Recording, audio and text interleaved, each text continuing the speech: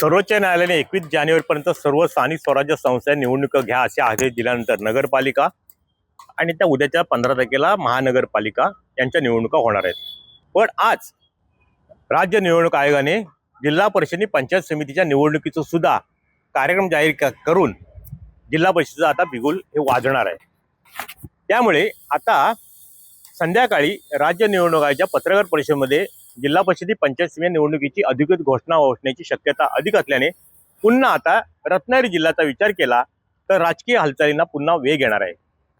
एकंदरीतच नगरपालिकेच्या निवडणुकीत महायुतीने विशेषतः युतीने रत्नागिरी जिल्ह्यामध्ये चांगल्या प्रकारचं यश मिळवलं होतं। आता वेध लागलेत ते ग्रामीण भागातल्या कार्यकर्त्यांचे।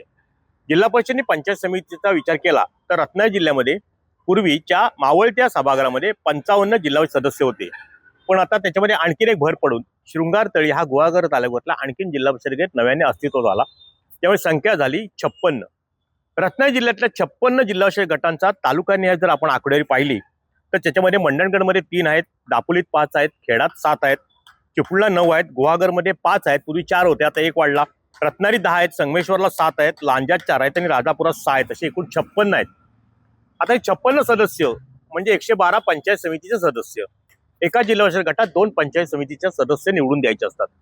आता यांना मतदान करणारे मतदारांची संख्या किती आहे तर जिल्हा प्रशासनाकडून मिळालेल्या आकडेनुसार या जिल्ह्यामध्ये जिल्हा परिषदला 11,73,899 मतदान करणार आहेत जिल्हा परिषद आणि पंचायत समिती निवडणुकीला। त्यामध्ये पुरुष मतदार आहेत 5,65,779 आणि स्त्री मतदार आहेत 6,08,110 आणि इतर मध्ये 10 जण आहेत।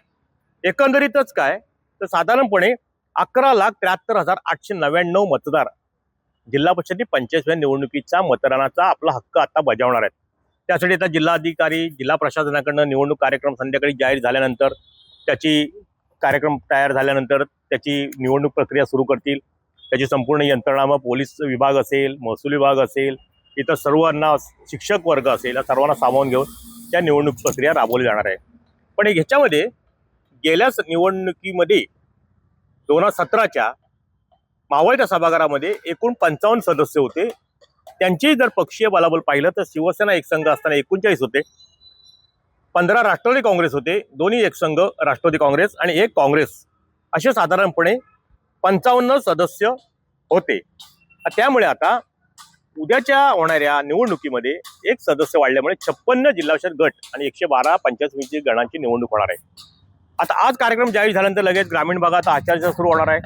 उद्याच्या 17 तारखेला जिल्हा नियोजनची पालकमंत्री उदय सामंत यांनी बैठक बोलवली, पण त्याच्यामध्ये धोरणात्मक निर्णय होणार नाही, कारण जिल्हा नियोजनचा बराचसा कारभार किंवा कामकाज हे ग्रामीण भागाशी निगडीत असल्या कारणाने फक्त ते 26-27चा जो 337 कोटीचा जो आराखडा राज्य शासनाने मंजूर केलाय त्या आराखड्याला मंजुरी देतील आणि त्या व्यतिरिक्त काही धोरणात्मक निर्णय घेतले जाणार नाहीत असं एकंदरीत प्रशासनाकडनं सांगण्यात येते।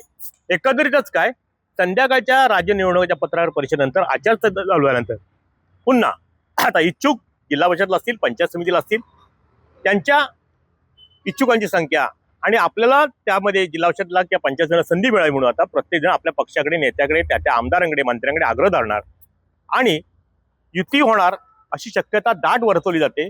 फक्त युतीमध्ये महायुती होईल का याबाबत साशंकता आहे, कारण राष्ट्रवादी काँग्रेस, अजितदादा पवार गट हा युतीमध्ये समावेश होतो की नाही होतो याचा निर्णय मात्र अजूनही झालेला नाही, कारण चिपळूण नगरपालिकेमध्ये ते स्वतंत्र लढले होते, त्याची पुनरावृत्ती होते की न होते याकडे सुद्धा एकंदरीत सर्वांचं जिल्ह्यातलं लक्ष आहे। एकंदरीतच काय की आता संध्याकाळी आचारसंहिता लागू झाल्यानंतर जिल्हा परिषद पंचायत समितीच्या निवडणुकीचा मात्र आता गुलाल आणि एकंदरीत कामकाज आता सुरू होणार आहे। टाइम डिले करता किशोर मोरे, रत्नागिरी। टाइम्स डिजिटलला लाईक करा, शेअर करा, सबस्क्राईब करा आणि बेल आयकॉन दाबायला विसरू नका। Times digital.